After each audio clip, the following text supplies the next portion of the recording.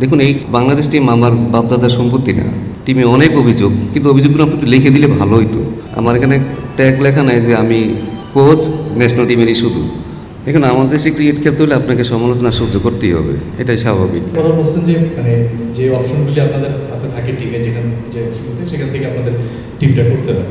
তো যখন 15 বা 16 মেম্বার্স টিমটা হয়, কোচিং স্টাফের সঙ্গে তো সিলেক্টরদের একটা আলোচনা হয়, সেখানে আপনারা নিশ্চয়ই আপনাদের চাহিদাটা দেন নাকি আপনি বলবেন যে সিলেক্টরদের হাতেও অপশন কম, মানে সেটা বাইরেও আমাদের আসলে এই গ্যাপগুলো পূরণ করার মতো ক্রিকেটার নেই? আসলে সব দিকেই এটা আসলে কাউকে দোষ দিয়েও লাভ নেই, কারণ আমাদের হাতে অপশনও কম এবং সিলেক্টরদের হাতেও অপশনও কম। অপশনটা বাড়লে আমাদের জন্য ভালো হবে, সিলেক্টরদের জন্যও ভালো হবে।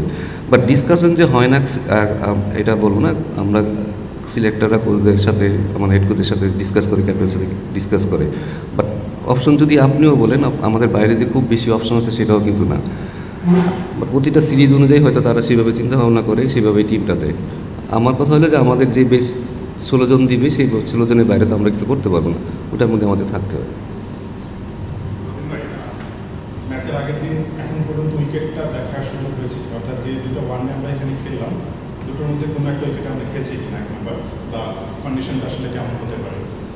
নাম্বার 2 হচ্ছে যেহেতু বিসিবি একজন নতুন ব্যাটিং কোচ খুঁজছে, বলেছিল এর মধ্যে আসলে যে বিদেশি একজন ব্যাটিং কোচ খুঁজবে এবং স্পেশালাইজড যেহেতু কোনো ব্যাটিং কোচ আপাতত নেই, আপনি দেখভালটা করছেন পুরো ব্যাটিং ডিপার্টমেন্টটা, কোনোভাবে কি এটা যদি হয় আপনার সঙ্গে কনফ্লিক্ট করবে কিনা, বা মানে আপনার দায়িত্বে সেটা কোনোভাবে আসলে প্রভাব পড়বে কিনা? দেখুন, আমি কোচ, আমাকে যদি আপনি বলেন যে কালকে সালাউদ্দিন তুমি যাও 13-এ যাই কোচিং করাও, আই ডোন্ট মাইন্ড। আমার এখানে ট্যাগ লেখা নাই যে আমি কোচ ন্যাশনাল টিমেরই শুধু। সো এটা নিয়ে আমার কখনো ইগো সমস্যাও নেই, আমার কোনো কিছু সমস্যা নেই। এটা নিয়ে আমি চিন্তিতও না। আর কেউ আসলে, কেউ যদি ভালো কেউ আসে, যেটা যদি টিমের জন্য যদি ভালো হয়, দেখুন, এই বাংলাদেশ টিম আমার বাপদাদার সম্পত্তি না, ঠিক আছে? এটা হচ্ছে যে আমি যদি ভালো না করি, এখানে সমালোচনা হবেই। এটা আমাকে স্বাভাবিকভাবে মেনে নিতেই হবে। ভালো করলে সবাই বাহাবা দিবে। বাট আমি কি টিমের জন্য আমার 100% দিচ্ছি কিনা, আমি কি আমার জায়গায় অনেস্ট কিনা, সেটা আমার কাছে মুখ্য বিষয়। আজকে ধরেন 27-28 বছর কোচিং করার পরে যদি কেউ বলে যে আমি কি যেন বলছে, আপনারা যেমন বলেন যে টিমে অনেক অভিযোগ, কিন্তু অভিযোগগুলো আপনি একটু লিখে দিলে ভালো হতো। বলে দিলেন পাবলিকলি, আপনি কাউকে একটু বলে দিলেন, সেটা কিন্তু আসলে আপনাকে তো এভিডেন্স দিতে হবে, ঠিক না? আপনাকে এভিডেন্স দিলে সেটা ওই কোচের জন্য ভালো হতো যে আমি যদি ভুল করে থাকি আমি ওই জায়গাটা শুধরাবো। বাট আপনি একটু লিখে দিতে পারেন না। বাট আমি জানি আমি আমার জায়গায় 100% অনেস্ট কিনা। আমি হয়তো ভালো কোচ নাও হতে পারি, ঠিক আছে? আমি যদি ভালো না হয়, বোর্ড আমাকে সরাই দেবে, কোনো সমস্যা নেই। বাট আপনি কখনো কাউকে কোনো কিছু জাস্টিফাই না করে যদি আপনি কাউকে লেখেন, এটা আসলে ঠিক না। এটা মানুষের আসলে আপনি কি জানেন কি লোকটা অনেস্ট কি অনেস্ট না, সেটা জেনে তারপরে আমার মনে হয় লেখা উচিত। এটা শুধু হয়তো আমি মেন্টালি অনেক স্ট্রং আছি, অনেক দুর্বল মানুষ কিন্তু হয়তো করে দিতে পারে। আর আমার এমন না যে আমার এখানে চাকরি করতেই হবে, আমার অনেক কিছু করার আছে। সো আর এখানে আমি নিজের ইচ্ছাও আসিনি যে আমি চাইছি আমাকে চাকরি দেন, আমি এখানে চাকরি করবো, এমন তো কিছু না। টিমের ভালোর জন্য আমার যেটা মনে হয়, টিমের বেস্ট যেটা মনে হবে, সেটা যদি সামান্য পরিমাণও যদি কিছু চেঞ্জ করা যায়, তাহলে চেঞ্জ করার চেষ্টা করব। বাট এটাতে যদি খারাপ ভালো বলতে কেন, আর আমাদের তো এরকম লাক্সারি করারও কিছু নাই। টিম তো রেগুলার হাঁটতেছে, এর মধ্যে ফেভারিজম করে আমি কি লাভটা পাবো আপনি আমাকে বলেন? আমরা তো টিমটা এরকম না যে প্রতিদিন জিততেছি, ঠিক আছে একটা খেলায় দিলাম, তা তো না। আমরা তো নিজেরাই ভালো খেলতেছি না। এখন তো আমি অ্যাজ এ টিমের মেম্বার হিসেবে আমি তো চাবো টিমটা যেন ভালো করুক। So that's it. সো আপনাদের বোঝা উচিত আসলে কাকে কীভাবে আসলে লেখা উচিত। Thank you very much. Final match in the sense কালো সিরিজের শেষ ম্যাচ, এই ম্যাচ আপনাদের এখানে এই মাঠে যেটা খুব অভিজ্ঞতা হয়েছে, বেশ কিছু ম্যাচ ফাইনাল খেলেছে, সেই আঙ্গিক কি আপনার মনে হয় কী অবস্থায় বাংলাদেশকে এখান থেকে সিরিজটা জিতে দিতে পারবে? না, কালকেটা তো কালকেই বলা যাবে। বাট লাস্ট ম্যাচটা আমরা যেভাবে খেলেছি, আমার মনে হয় ছেলেরা ভালো মোমেন্টাম পেয়েছে এবং কনফিডেন্সটাও আমাদের আসছে।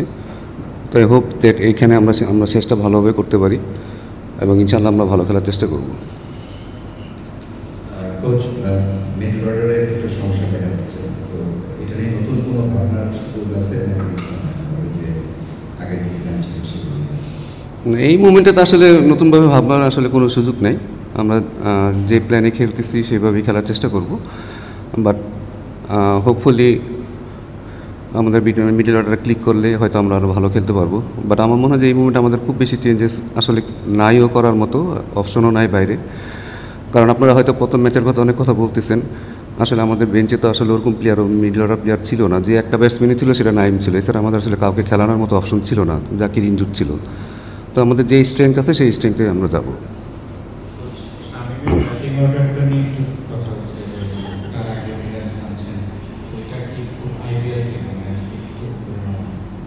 না, খুব একটা যে আইডিয়াল আমি বলবো না, বাট প্রত্যেকটা টিমের কিছু না কিছু প্ল্যান থাকে।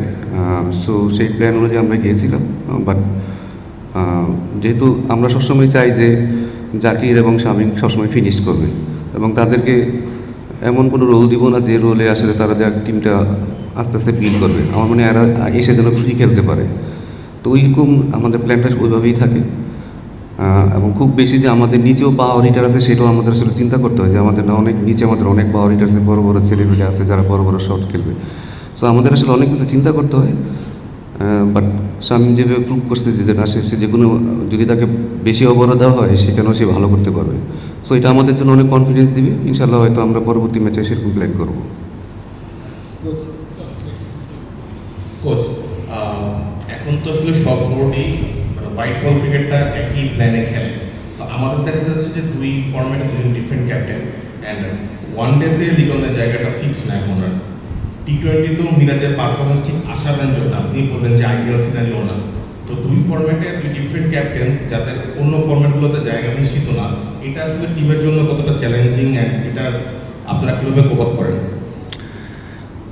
দেখেন, আমাদের যে সিচুয়েশনে আমাদের সবসময় চ্যালেঞ্জের মধ্যে থাকতে হয়। আমাদের অনেক কিছু আসলে মেনে নিতে হয়, অনেক কিছু আমাদের যেটা আসলে টিমের হয়তো টিমের জন্য সুইটেবল না, বাট তারপরেও আমাদের আসলে ওগুলো মেনে নিতে হয়। এবং আমাদের আসলে আপনি আমাদের যে প্লেয়ারগুলো দিবেন তাদের মধ্যে আমাদের বেস্ট আউটপুটটা নেওয়ার চেষ্টা করি আমরা। এখানে তো আমাদের অনেক কিছু করারও নাই, চাইলেও আমরা করতে পারি না। আমার কাছে যে বেস্ট 15টা প্লেয়ার থাকে সেখান থেকে আমরা বেস্ট কীভাবে আউটপুট নিতে পারি। এখন কে কোন ফরম্যাটে আছে কীভাবে না আছে সেটা আসলে খুব ডিফিকাল্ট, বাট এটা একটা যদি ভালো একটা স্ট্রাকচার ওয়েতে আসে আমার মনে হয় যেটা আমাদের জন্য অনেক বেটার হবে। কারণ আপনি যদি খেয়াল করে দেখেন শ্রীলঙ্কা টিমের খুব বেশি ধরুন টেস্টের থেকে ওয়ানডে কিন্তু ব্যাটিং অর্ডার খুব বেশি চেঞ্জেস নাই, বাট টি-20তেও কিন্তু খুব বেশি চেঞ্জেস নাই। আমাদের কিন্তু কন্টিনিউ চেঞ্জেস করতে হয়, 5টা প্লেয়ার যায় আবার 5টা প্লেয়ার আসে, 1-2 দিনের মধ্যে তাদের কিন্তু টিমের সাথে কোপ আপ করতে হয়। সো আমাদের খুব বেশি যে লাক্সারিয়াস হওয়ার মতো আসলে সুযোগ নেই, বাট চেষ্টা করবো একটা যেন টিমটার জন্য একটা ভালো স্থিতিশীল পরিস্থিতি আসে, যেটা আমাদের টিমের জন্য অনেক কাজে দিবে। কোচ, আমরা দেখলাম যে আমরা দেখলাম যে আসলে ওয়ার্কলোড ম্যানেজমেন্টটা আপনারা বেশ গুরুত্বের সঙ্গে দেখছেন। তাসকিনকে রেস্ট দিয়ে খেলানো হচ্ছে। এই ম্যাচে তাসকিনকে বা উইনিং কম্বিনেশন ব্রেক করবেন কিনা, আর প্রতিপক্ষকে নিয়ে কী ভাবছেন? দ্বিতীয় টি-20টা আমরা খুব ডমিনেট করে যেতাম, কলম্বোতে এসে আসলে প্রতিপক্ষকে নিয়ে কী ভাববেন? দেখুন, কোনো টিমই তো চাইবে না তার উইনিং কম্বিনেশনটা ভাঙার জন্য, এটা নর্মালি সবাই করে থাকে। বাট আমাদের ছেলেদের দিকেও তাকাইতে হয় অনেক সময়, কারণ ছেলেরাও ইনজুরি থেকে অনেকে আসছে, অনেকে ওয়ার্কলোডটাও আমাদের খেয়াল করতে হয়। কারণ আমাদের পেস বোলারদের ফিট রাখাটা আমাদের জন্য খুব জরুরি। আর যেভাবে এবার ধরেন টানা শিডিউল ছিল, এখান থেকে আসলে ছেলেদের প্রতিদিন ম্যাচ খেলানো আসলে আমাদের জন্য অনেক ডিফিকাল্ট হয়ে যায়। তো আসলে টিমের সব দিকে ব্যালেন্স করে আমাদের চলতে হয়। এটা হয়তো আপনারা বাইরে থেকে হয়তো বুঝবেন না, বাট আমাদের কাছে মনে হয় আমাদের অনেক কিছু ব্যালেন্স করে চলতে হয়। সো এই কারণে আসলে আমাদের প্লেয়ারদের সেফটিটাও তো আমার দেখা দরকার। এখন তাসকিনকে যদি আপনি টানা খেলাতে থাকেন, ওর একটা বড়সড় ইঞ্জুরি থেকে আসছে, সে যদি আবার খেলে তার যদি আবার ইঞ্জুরি, তখন দেখা গেলো একটা ম্যাচের জন্য হয়তো তাকে 1 বছর বসে থাকতে হইতে পারে। তো আমাদের সব দিকে ম্যানেজ করে চলতে হয়। এই কারণে আমি বলবো যে আসলে টিমের যেটা বেস্ট কালকে হবে সেটার দিকে আসলে আমরা খেয়াল রাখবো। প্রতিপক্ষ দেখুন, আমাদের এখন তো অলরেডি পুরো সিরিজটা প্রায় শেষের দিকে। এখন প্রতিপক্ষকে নিয়ে আসলে তো চিন্তা করার আগে আমি মনে করবো যে লাস্ট ম্যাচে কী করছি সেটাও আসলে খুব বেশি গুরুত্বপূর্ণ না। কালকে আমরা যেন তাদেরকে হারাতে পারি সেই স্ট্র্যাটেজি নিয়ে আমাদের যেতে হবে, সেটা হচ্ছে বেশি ইম্পর্টেন্ট। এবং তার জন্য আমাদের যা যা অস্ত্র নিয়ে যাওয়া দরকার সেটা নিয়ে আমরা নিয়ে যাব। সিরিজ আগে আসলে শেখ সিরিজ ছিল একটা সিরিজে নাসিম আমাদের টি20 ভালো করছে বিগত সময়ের মধ্যে, আসলে তাদের খেলার কোনো পরিকল্পনা আছে কিনা, শেখ মেহেদীকে একটু আল্লাহকে বলবেন কিনা? আমি আপনাদের একটা আবার বলে দিই, দেখেন আমাদের অনেক কিছু লাক্সারি করার মতো আসলে সুযোগ থাকে না, এটা আমাদের বুঝতে হবে। আমাদের অনেক সময় ব্যাটসম্যান শর্টেজ হয়, অনেক সময় বলার শর্টেজ হয়ে যায়। ধরুন সাকিব যখন ছিল তখন হয়তো আমাদের সেই লাক্সারি করার মতো সুযোগ ছিল, একটা এক্সট্রা বলার খেলাতে পারতাম, একটা এক্সট্রা ব্যাটসম্যান খেলাতে পারতাম। তো টিমের স্ট্রেংথের অনুযায়ী আমাদের আসলে সবসময় চলতে হয়। সো সেইভাবেই আসলে আমরা টিম সেট আপটা করি। আমরা জানি যে নাসিম ভাই খেলাইলে হয়তো আমাদের বেনিফিট হতে পারে, বাট তখন হয়তো আপনাকে তবে রিশাদকে বসাইতে হবে অথবা অন্য কাউকে বসাইতে হবে।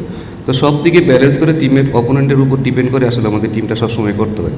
তো এখানে যেহেতু আবার ব্যাটিংয়ের দিকে আবার তাকাইতে হবে যে আপনার ব্যাটসম্যান কতগুলো আছে, কীভাবে আছে, কেউ ফর্মে আছে কিনা, অফ ফর্মে আছে কিনা, সেটার উপরে আসলে টিমের অনেক কিছু চলতে হয়। তো এই কারণে আমি বলবো যে আসলে যেটাই আমরা করার চেষ্টা করি আমরা সবাই মিলেই করি এবং চেষ্টা করি যে আসলে বেস্ট পসিবল 11 কাকে খেলানো যায়, যেটা দিয়ে আমাদের আসলে রেজাল্ট আসা যায়। আলোচনা হয় যেন অন্তত ড্রেসিং রুমে কিংবা নিজেদের মধ্যে। দেখুন, অনুপ্রেরণা সবসময় আসলে আপনি যখনই ভালো খেলবেন, জিতবেন, তখনই আসলে অনুপ্রেরণা বেশি আসে। আমার মনে হয় লাস্ট ম্যাচটা আমরা যেহেতু ভালোভাবে খেলেছি, ভালো ম্যাচ জিতেছি, আমার মনে হয় সেটা একটা বড় অনুপ্রেরণা। হিস্ট্রিতে কী করছি সেটা আসলে খুব বেশি ম্যাটার করে না। আমি অ্যাজ এ কোচ আমি কখনো চিন্তা করি না হিস্ট্রি কী করেছি, কারণ কালকে যদি খারাপ খেলি তাহলে আমাদের খারাপই হবে। সো চেষ্টা করব যেন আমরা আগামীকালের ম্যাচটা ভালো খেলতে পারি, সব দিক দিয়ে যেন আমরা ব্যাটিং বোলিং ফিল্ডিং যেন সব দিক দিয়ে ভালো করতে পারি। লিটন দাস আগের ম্যাচে খুব ভালো ব্যাটিং করলেন এবং তিনি আসলে খুব ভালো ক্যাপ্টেন্সি করেছেন। তার ফ্র্যাঞ্চাইজি ক্রিকেট কিংবা টি-20 ক্রিকেট ক্যাপ্টেন্সিটা আপনার হাত ধরেই মিলা ভিক্টোরিয়ান্সে। তার ক্যাপ্টেন্সিটা আপনি কেমন দেখেছেন? আর এত যত সমালোচিত ছিল এবং যত প্রেশারে ছিল, সেখান থেকে এই ইনিংসটাকে আপনি কীভাবে মূল্যায়ন করেন? এখানে আমাদের দেশে ক্রিকেট খেলতে হলে আপনাকে সমালোচনা সহ্য করতেই হবে, এটাই স্বাভাবিক। বাইরের দেশের একটা ক্রিকেটার যখন ক্রিকেট খেলে, অস্ট্রেলিয়া বলেন বা ইংল্যান্ড বলেন, তারা জিনিসটাকে অনেক এনজয় করে, ফান করে, এবং তারা যদি ব্যর্থ হয় তাদের জন্য কিন্তু অনেক অপশন থাকে। তারা অন্য একটা জব করতে পারবে, তারা যে কোনো জবই করতে পারবে। আর যদি জব নাও করে গভর্নমেন্ট কিন্তু তাকে ওই বেকার ভাতা দিবে। আমার দেশের ক্রিকেটারদের কিন্তু এই অবস্থা না। আমাদের দিকে সেটা একটু এক্সট্রা প্রেশার চলে আসে অটোমেটিক, কারণ টিমে থাকা, টিমের বাইরে চলে যাওয়া, ফ্যামিলি চালানো, সব কিছু কিন্তু এই ক্রিকেটের উপরেই হবে। এই ছেলেরা কখনো যে বাইরে হয়তো কোনো চাকরি করতে পারবে না। সো ক্রিকেটটাই তাদের সব, এখানে স্বাভাবিকভাবে আপনাকে একটু এক্সট্রা প্রেশার চলে আসে। বাট এখান থেকে বের হওয়ার আমরা চেষ্টা করতেছি কীভাবে আসলে আমরা এখান থেকে বের হতে পারবো, কারণ আমাদের বের হতেই হবে। তো চেষ্টা করতেছি ছেলেদের মেন্টালিটি যেন আরও বেটার হয়, তারা যেন ক্রিকেটটাকে একটু মজা করে। কারণ একটা ছোটোখাটো ব্যাপারে হয়তো তারা অনেক প্রেশারে চলে আসে। সিম্পল আপনার একটা লেখাতে হয়তো তাদের প্রেশার চলে আসতে পারে, বাট আমার মনে হয় যে এগুলোর থেকে তাদের ওভারকাম করতে হবে, শিখতে হবে তারা যেন এটা অনেক বেশি মজা পায়, ক্রিকেটটা খেলে যেন তারা এনজয় করতে পারে, সেটা থেকে আমাদের লক্ষ্য রাখতে হবে। ক্যাপ্টেন্সি আমি বলবো যে লিটনকে আমি সামনাসামনি যখন দেখি বা যখন ক্রিকেট নিয়ে কথা বলে, সে অনেক ডিপ চিন্তা করে। তো অ্যাজ এ ক্যাপ্টেনের আসলে অনেক ডিপ চিন্তা করাটা অনেক বেশি জরুরি। মাঝে মাঝে হয়তো একটু ওভার থিঙ্কিং করে, কারণ ভালো খেলতে চাই। যখন আপনি ওভার থিঙ্কিং করবেন তখন আপনি আসলে খেলাটা খুব বেশি এনজয় করবেন না। এই কারণে হয়তো তার পারফরমেন্সটা মাঝে মাঝে খারাপ হয়। তো আমার মনে হয় এখান থেকেও সে বের হওয়ার চেষ্টা করতেছে। আমার মনে হয় ভবিষ্যতে সে আরও ভালো ক্যাপ্টেন্সি করবে। তাহিদ হৃদয়ের কথা যদি বলি, তিনি যখন আসলে ক্যারিয়ারটা শুরু করেন একটু অ্যাগ্রেসিভ ছিলেন, স্ট্রাইক রেটটা ভালো রাখার চেষ্টা করতেন, কিন্তু বিগত কয়েকটা সিরিজ কিংবা কয়েকটা ম্যাচে যেন মনে হচ্ছে একটু ধীর গতিতে খেলছেন। এই তাহিদ হৃদয় কি আসলে নিজের ব্যাটিং স্টাইলটা চেঞ্জ করেছেন কিনা, বা তার আসলে ব্যাটিং স্টাইলটা নিয়ে আপনার অবজারভেশনটা কি? আমি বলি যে প্রত্যেকটা ছেলে আসলে টিমের জন্য খেলে, ছেলেরা সবসময় টিমের জন্য খেলে। আপনি যখন দেখবেন আপনার স্কোর বোর্ডে রান নাই, 2 উইকেট পড়ে গেছে, আপনি আপনার স্বাভাবিক খেলাটা হয়তো চাইলেও খেলতে পারবেন না। যদিও চেষ্টা করা উচিত তার স্বাভাবিক খেলাটা খেলার, বাট আমি আমারও বললাম যে সিচুয়েশানটা অনেক সময় তাকে হাত খুলে খেলতে দেয় না। কারণ সে যখন নাম্বার 3 পজিশনে খেলছে তখন কিন্তু সে অনেক ফ্রি খেলতে পারতো, কারণ পাওয়ার প্লেটা ইউজ করতে পারতো। যখন এই যে 4 নামে হয়তো আপনার দেখা গেলো 2 উইকেট নেয় পাওয়ার প্লে পরে, তখন সে চাইলেও কিন্তু অনেক সময় কিন্তু আপনি চাইলেও সেটা পারবেন না। বাট হয়তো এক্সপিরিয়েন্সের সাথে সাথে সে এটা কপ আপ করে ফেলবে যে ওইখানেও কীভাবে আমার ন্যাচারাল খেলাটা খেলা যায়, ওইখান থেকে কীভাবে বেরোতে পারি। তো আমার মনে হয় যে এই কারণেই হয়তো সে একটু তার খেলাটা একটু চেঞ্জেস হয়ে যায়। বাট আমরা চেষ্টা করতেছি সেই জন্য এখানেও সে তার স্বাভাবিক খেলা খেলতে পারে। টি-20 আপনাকে সবসময় একটু অ্যাগ্রেসিভ থাকতেই হবে, আমার মনে হয় যে এই কারণে।